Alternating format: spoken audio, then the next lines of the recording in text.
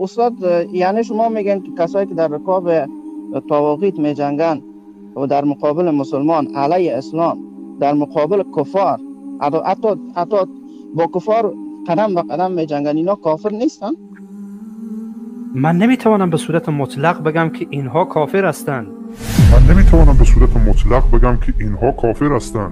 ولی این که برایتان میگم که یک لحظه گوش کنید. من خیلی واضح و شفاف گفتم که در رکاب طاغوت جنگیدن کفره، اما این که این فرد معین کافر باشه در این حرفه. ما نمیتوانیم تکفیر معین بکنیم،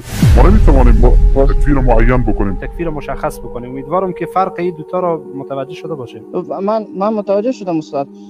حالا ما یکی عسکر طاغوت بشونیم، براش تعیین تکلیف بکنیم، براش بگوییم، حجت براش بطلبیم، بعد از او اگر قبول کرد تو کافر بگوییم، اگر نکرد نکنیم. درست؟ منظورتان همیه؟ منظور من اینه که تا زمان اتمام حجت نشه حق نداریم اون رو تکفیر کنیم.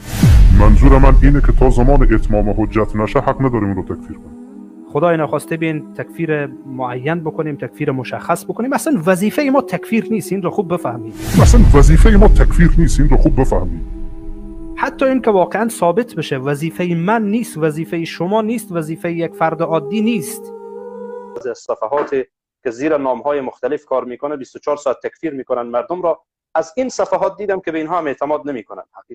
حقیقت برایتون بگم، از روافض اعتماد به روافض میکنن ولی به اینها نمیکنن، چون اینها به مراتب خطر اینها از روافض بدتره، چون 24 ساعت به تکفیر علما و تکفیر دعوتکاران و تکفیر مردم مصروف و مشغولن. مشخص بسازید، یا اینه که شما با اینها هستید، خب در این صورت بیاید به گفتگو حاضر بشید. یک تعداد آمدن که شما در رو حد نیستید، خب با حد اونجا مشخص میشه. در گفتگو حد معلوم میشه که چی کسی صاحب علم و چی کسی صاحب سخن زدن و علم در بساط نداره. اونجا مشخص خواهد شد که چی کسی صاحب علم و چی کسی صاحب هوا و هوسه، چی کسی دنبال خواهشات نفسانی خود روانه و چی کسی دنبال کتاب الله و سنت پیامبر روانه. یک مسئله دیگر، یک تعداد آمدن که میخواد خودش رو مشهور بکنه. والله که شهرت من از این دو نفر بیشتره. اگر اینها رو در داخل افغانستان و ایران و تاجیکستان میشناسن، من حداقل 9 سال یا 8 سال الی 9 سال در شبکه جهانی فعالیت داشتم. چی نیازی به شهرت دارن؟ مرد باشید. باز اگر شما صحبتی دارید خارج از این قضایا، بسم الله بفرمایید، عالمتان را پیش بفرستید، نه جاهلانتان را. عالمی اگر در میانتان هست پیش بفرستید، بسم الله. بیا اول حقانیت گروهتان را ثابت بکنه، بعد هر مسئله‌ای که خواستید با هم صحبت میکنید. مسئله تکفیر میخواهید، مسئله طواغیت میخواهید، هر موضوعی که خواستید با هم صحبت میکنید. و ما دعوت میکنیم این جاهلان رو، این بیچارگان رو، این مسکین ها رو، این دوچار شده ها به مذهب جهمی رو به صفحه خودمون در ایما به انمین صفحه دعوت میکنیم. کدام روز که آماده شد بیاید به درون مردم، زیاده از چند صد نفر مردم گوش میکنند، همه کانال ها رو روشن میکنیم. قسم با الله، با حجت شمشیر قرآن و سنت، این ما البته که کی بودنش و کی شدنش رو البته نشان میدیم و مذهب جهمیش رو سربریده خواهیم کرد. الحمد لله رب العالمين والعاقبة للمتقين ولا عدوان إلا على الظالمين والصلاة والسلام على رسوله الكريم وإمام الموحدين وعلى آله وصحبه أجمعين. أما بعد، السلام عليكم ورحمة الله وبركاته. برادرانم و خواهران موحدم، این اسلام عزیز، این دین ناب، این دین کامل به مشکلی ها، به مشقت های پیامبر صلی الله علیه و سلم، صحابه، تابعین و دیگر موحدین تا امروز به من و شما رسید. و امروز هم هر کسی که می خواهد این دین را عقیدتاً و عملاً زنده بکند، برایش مشکلی از بین بنام خودی مسلمان ها ایجادش میکنند. حالا یهود و نصارا رو به یک طرف گذارید، خودی بنام مسلمان ها همین طالب علم علما را نابود کردن میخواهد. و این چیز بود در زمان رسول الله به رسول الله دشمنی کردند، در زمان صحابه به صحابه دشمنی کردند و یک چند صحابه ها را به قتل رسانیدند و در زمان علما به علما دشمنی کردند و علما را فتنه کردند. در حالت تنهاگی به درغه حضرت ابن جریر الطبری، سفیان الثوری و امام البخاری، احمد ابن حنبل، امام ابو حنیفه، مالک، شافعی، همه اینها به این مشقت ها گرفتار شدند. حتی روز آمد که امام بخاری که امروز من و شما هوس میکنیم که ماشاءالله امام بخاری چقدر انسان بزرگ هستند، میخواهم که مثل امام بخاری باشیم. امام بخاری را چگونه بر اینقدر بر بالای امام بخاری فتنه را خود مسلمان ها ایجاد کردند که یهود و نصارا نه، خود مسلمان ها.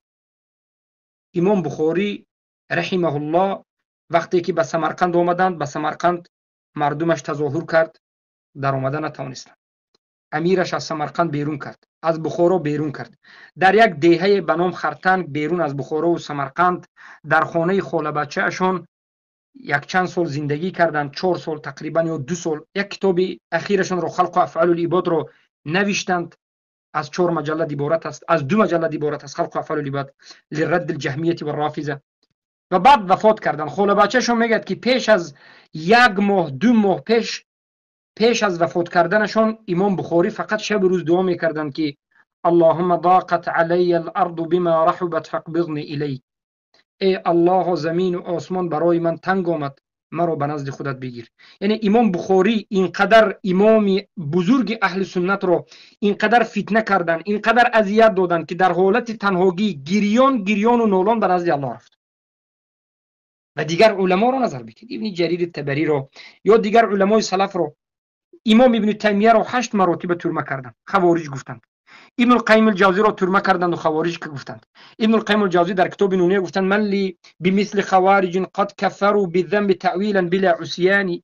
محمد ابن عبدالوهاب رو شاخ شیطان، قرن شیطان و خوارج یا که فروخته شده به انگلیس گفتند. همه این سخن را به نام اسلام همین اکثر صوفی ها امروزه در بالای محمد ابن عبدالوهاب و دیگرها جهمی ها و رافضه ها و صوفی ها و طاغوت پرست ها، همه اینها به هم دیگر شریک هستند در نابود کردن علمای اهل سنت و الجماعه. وظیفه ما همین است که هر وقتی که یک عالم اهل سنت را دیدیم که کسی برایش زبان درازی میکند باید دفاع بکنیم. کسی نباشد. یک طالب علم اهل سنت را دیدیم که کسی به او زبان درازی میکند ما باید دفاع بکنیم. ملتی که از طالب علمش از علمایش دفاع نمیکند این ملت یک ملت ترسو، یک ملت مسلمانی که پروا به حق و باطل ندارد. و ملتی که به حق و باطل پروا ندارد البته که عاقبتش بد است، خراب است. صحبت من امروز در حق، اولا صحبت من امروز دفاع شیخ عبدالظاهر الداعی و رد به یکی از جهمی های زمانه عبدالرحمن فاتح که از خری همسایه اش هم گمراه تر است. به من برادر الله حفظش کند برادر حنیف یک چند روز قبل 2 نوار را از این جاهل جهمی ارسال نمودند که عبدالرحمن فاتح گفتن انسان است. و من این 2 نوار را گوش کردم و گفتم که حقیقت تو آشکار شد. ببینید من در سالهای گذشته گفته بودم که عبدالرحمن فاتح خیلی جوانی نوجوان مرد است و خیلی کبر دارد و خیلی به علم خودش می نازد. اگر 2 سال قبل در حق بنده و بعضی از طالب علم ها گپ زده باشد من گفته بودم که یک روز می آید که این به همه علمای اهل سنت گپ زدنش ممکن است، زیرا که این مدخلی جهمی است. اگرچه خودش به این راضی است یا نیست. ربیع المدخلی استادش است. با میگه که من فخر میکنم از ربیع المدخلی که دیدمش، استفاده بردم و غیره. و در مدینه منوره زمانی که من در همون جامعه میخوندم این هم همان زمان میخوند، این معروف جهمی بود و بعضی از دوستانش سروری حزبی بود. امروز آمد است این نوجوان مرد بیچاره زبان درازی در حق عبدالظاهر داعی میکند. اولا عبدالظاهر داعی را به خاطر چی ما میخواهیم دفاع کنیم؟ به خاطر اینکه تا امروز ما سخنهایی که از عبدالظاهر داعی دیدیم، شنیدیم و به ما رسانیدند سخنهای حق است و خیر است و دفاع از امت اسلام و رد به طاغوت و کفر ورزیدن به اونهاست و زنده کردن جوانان ملت فارس است. حقگو انسان است. الله حفظ کند این شیخ را. الله به قلم این شیخ باز برکه بدهد و به زبانش برکه بدهد که به قلمش حق را بنویسد و به زبانش حق را بگوید. ما در نزد الله هیچ کس را تزکیه داده نمیتوانیم. خود الله دانا است. ولا نزکی علی الله احد. اما آن چیزی که ما گمان میکنیم در حق عبدالظاهر داعی، این انمین گفتن حق است. تا روزی که شیخ عبدالظاهر داعی حقگو هست و در جانب حق است، ما همراهش هستیم و ما همیشه همراه حقگویان هستیم. احترام علمای اهل سنت را، احترام طالب علمان اهل سنت را، حقگویان را به جا می‌آوریم و دفاع کردن اونها را حق وظیفه مسئول هر یک طالب علم می‌دانیم. سخنی که عبدالرحمن فاتح میگوید وقتی گوش میکنم در حق عبدالظاهر داعی به مانند یک طالب علم کوچک صحبت میکند. زمانی که در حق دیگر طالب علم هم صحبت کرده بود همچنین خیلی تحقیرآمیز در سخنش میگه که من چند نفری اونها را 10 نفر یا 100 نفر اونها را به یک جیبم نمیگیرم. یعنی اینها هیچ کسی نیست میگه. 10 20 نفر اینها هیچ کسی نیست میگه. در یک جاش میگه که میگه درباره علم اگر صحبت بکنیم حالا مکانش اینجا نیست، میگه مکانش دیگر جایه، اما در بالای علم اگر صحبت بکنیم یعنی چشماش رو به جا میکند و میگه که گویا که علم من خیلی بزرگ است، تو هیچ کسی نیست. عبدالرحمن فاتح در مدینه منوره همچون یک طالب علمی به علم مشهور بود. در نزد علمای اهل سنت و الجماعت در درون مسجد هیچ مراتب نشسته و به منهج اهل سنت و الجماعت تعلیم نگرفته است. این مشغولی وظیفه بود، مشغولی وظیفهش بود که در همون کانال وصال حق گپ زدن بود. این خودش را در زمان طالب علم بودن شیخ حس میکرد و یک عالم حس میکرد، برای همین این تعلیم نمیگرفت، بسیارتر به همون کانال و اداره و به همون مزدگیری مشغول بود. این عذری عبدالرحمن فاتح برآمد گفت جهل عذر است. عبدالرحمن فاتح برآمد گفت ما همون لشکرهای افغانستانی که قدم به قدم همراه یهود قدم میزنند، مسلمان ها رو میکشن، ما اینها رو کفر نمیگه، مسلمان است. همون عبدالرحمن بدون تحقیق در حق ما هم از کامنتاریا ها بعض گپ های تاجیکی را خیلی را یعنی همچنین گپ میزنند را خیلی فهمیده است. یعنی انا همین خیلی گپ زده است را یعنی خیلی زیاد گپ زده فهمیده، خطا فهمیده بود. امروز میبینم که در حق عبدالظاهر داعی هم خطا میفهمد، سخنهای عبدالظاهر داعی را هم خطا میفهمد. عبدالرحمن فاتح عذری نافاتح میگوید که مشکلی عبدالظاهر داعی همین است که سخنهای عبدالظاهر داعی را بعضی ها استفاده میبرند. این جای مشکلی عبدالظاهر داعی است. عبدالظاهر داعی چه عیب دارد که سخن عبدالظاهر داعی را کسی استفاده برد؟ می شود که یک تاجیک استفاده برد، یک رولی که سازد، رسمی تو را هم به علمای سو همراه کند. می شود که یک برادر افغان یا ایرانی، زیرا که امروز مردم خودشان علمای حق و علمای باطل را جدا کرده ایستادند.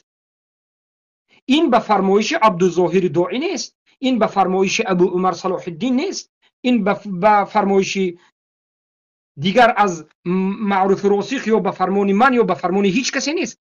این خودی مردم هستند که حق را فهمیدند و کدام از علما خیانتکارند، کدام از علما سوءاند و کدام از علما دروغگویند و خیانت به امت اسلام کرده عاذریند و کدام از علما حق میگویند و به خاطر حق اذیت میکشند. مردم خودش الحمدلله فهمیده ایستاده است. خود مردم سخنهای عبدالظاهر داعی را گرفتند، رسمی تو را یا رسمی کسی را گذاشتند. این ساختنی ها وظیفه من کاملا یعنی مطمئن هستم و باوری دارم که از دست شیخ عبدالظاهر داعی نیست. عبدالظاهر داعی حق را رساند، دیگران فهمیدند، صفت علمای سو را در تو دیدند، سخن دروغگویی را در تو دیدند، طعنه زنی را در تو دیدند، کبر و غرور را در تو دیدند، زبان درازی در حق علمای اهل سنت را دیدند، عاذر المشرک بودنت را دیدند، دفاع کردن از جنودی حتی کمی مونده بود یهود و نصارا را جنود افغانستان حکومت گذشته که قدم به قدم به یهود میزند دیدند. همه این ثبتش در یوتیوب هست. دشنام و لعنی که در حق اهل سنت کردی دیدند. پس چرا از کسای دیگر گله میکنی؟ تو از خودت گله بکن ای جاهل، ای کودک. صحبت عبدالرحمن فاتح را دیدم، یادم به کودک زد که یک کودک گریه میکند که چرا رسم مرا به اینجا گذاشتید و عبدالظاهر داعی را مجبور میکند که برا میگد به یوتیوب به کانال من یا بگو که من همراه تو هستم و اینها خطا میکنن یا که از دیگرها براعت بکن. اینها را بینید، آذری ها را بینید که چقدر به خود جرأت دادند، چقدر خودشون را وایمه میکنند. ما به شما کی هاست گفته بودیم که کانال وصال حق این یک قسمش حزبی های سروری هست، انصاری، آذری و سروری، و قسم دیگرش مدخلی هست به مانند عبدالرحمن فاتح مدخلی آذری.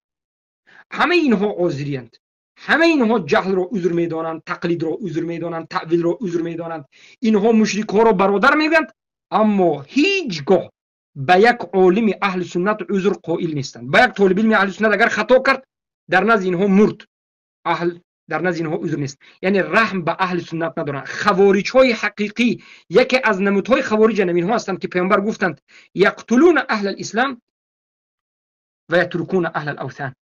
مشرکا را برادر میگند و ترک کردند و شب و روز هجومشان و حرکتشان برای بدنام کردن طالب علمان و علمای اهل سنت است. و نتیجه نظری من همین است که اینها یک مرتبه یک نفر دو نفر اینها رفتند به افغانستان، در افغانستان با طالبان صحبت کردند و برای آینده به همون افغانستان رفتن و آمدنشان خوب شدن و غیره و غیره.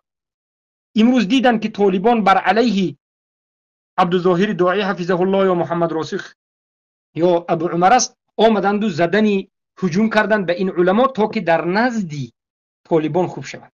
زیرا که اینها به خاطر دنیا همه کار میکنند. اینها به خاطر 100,000 و 200,000 دلار بین خودشون در همون وصال حق چقدر یکدیگرشون رو طعنه زدند، دروغگو گفتند، همشون یکدیگرشون رو حکمش رو برآوردند. برادریشون نموند. به خاطر چی؟ به خاطر دنیا. برای اینها به خاطر دنیا همه کار رو میکنند. اما بالاخره عقیده اینها باطل است. تا جایی که ما دیدیم عبدالظاهر داعی حفظه الله و وفقه الله بالحق و فی الحق ثبته فی الحق سخنهای حق را ظاهر میکند و مبارزه خود را بر علیه طاغوت ها، بر علیه مشرکین، بر علیه حکم طاغوت ها، بر علیه دموکراسی اعلان کرده، درس ها را گفته. یک عالم ربانی است. این چوجایکای جهمی فکر میکنند که اینها عالمند و نباید عبدالظاهر داعی از گفته های اینها بیرون شود. انا همین است و انمین است منهج اینها که منهجی بی آدابی، از دیگر جانب منهج خوارجی، از دیگر جانب منهج جهمی، همه این ناممکنی ها را در یک جا جمع کردند. خیلی که سلیمان العلوان میگند امروزه جهمی ها میگند، جهمیت الیوم میگند جمعوا بین الجهمیت والخوارج، بین المرجعه والخوارج. اینها مرجعه و جهمی در نزد طغات و در نزد مشرکین هستند، به اونها جهل عذر میگویند. خوارج هستند در روبروی مسلمان ها اهل سنت و جماعت، به اهل سنت خروج میکنند، اهل سنت نابود کردن و شب و روز حرکت میکنند. اما در روبروی طاغوت ها، در روبروی مشرکین خاموش میایستند. الله این جهلا را خال و ذلیل میکند. و در حلقه دومش، در رد دومش میگوید که یک چند روز گذشت، یعنی 7 روز 8 روز گذشت، عبدالظاهر داعی به ما تماس نگرفت، به ما از ما معذرت خواهی نکرد، حتی بعضی برادرای ما رو بلاک کرد.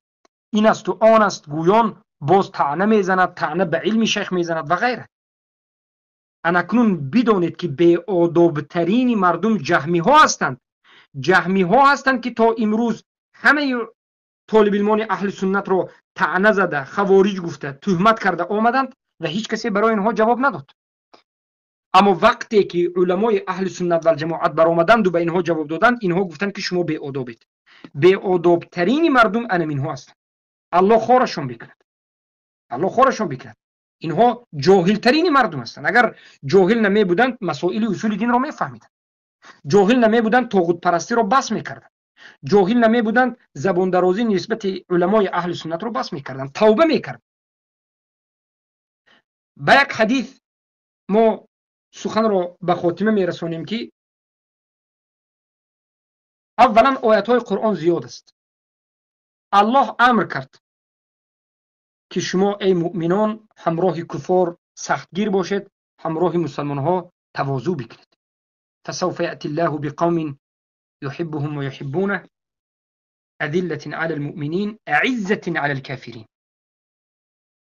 قوم هایی که الله اونها را دوست می‌دارد مسلمان ها، موحد های واقعی کسانی هستند که خاکسار هستند در حق برادر مسلمانش، در حق مسلمان ها خاکساری میکنند، اما در حق مشرکین سختگیری میکنند. آیا همین صفت در این عاذری ها دیده می شود؟ آیا همین عاذری ها خاکساری در حق علمای اهل سنت و سختگیری در حق مشرکین میکنند؟ نه. برای مشرکان میگن که جهل برای شما عذر است، هر کاری میکنید بکنید. طاغوت هایی که مسلمان کشی میکنند میگن که اونها رو ما هیچی گفته نمیتونم. اما یک عالم اهل سنت را دید به گمانش هر چیزی را خواهد میگوید، حالا که نصف فهمش غلط است، خطا است. کبر و غرورش را، سختگیریش را، غلظش را به بالای اهل سنت میکرد. پس اینها مؤمن هستند مگر؟ محمد رسول الله والذین معه اشداء علی الكفار رحماء بینهم. محمد رسول الله است و اون کسانی که با همراهی محمد است صلی الله علیه و سلم، اصحابه الکرام رضی الله عنهم، یک صفتی بهترین داشتند: سختگیر در حق مشرکین، کفار و رحمگین، مهربان در بین هم دیگر است. این عاذری، نوفاتح نوخلفی عاذری، مشرک ها را برادر میگوید. سوال شده بود که یک عسکری قدم به قدم همراه یهود شود، یهودا کتی عهد و پیمان کند، مسلمان کشی کند، کافر است یا نه؟ میگه نه کافر نیست، من نه کافر گفته نمیتونم. اما یک عالم اهل سنت را هر طعنه میزند، یک طالب علم اهل سنت را هر چیزی خود میگوید. مگر این صفت اصحاب پیامبر در اینها دیده می شود؟ دیده نمی شود. دیده نمی شود. اینها فقط بر دفاع مدخلی ها از خوب می خیزند. یک بار خسته بود که ربیع المدخلی رو کسی گپ زده است، ما فخر میکنیم که از ربیع مدخلی گرفتیم. از جهمی گرفتی، از ربیع مدخلی گرفتی، هیچ جای فخر ندارد. تو در نزد اهل سنت و الجماعت جهمی، عاذری، مشرک هستی.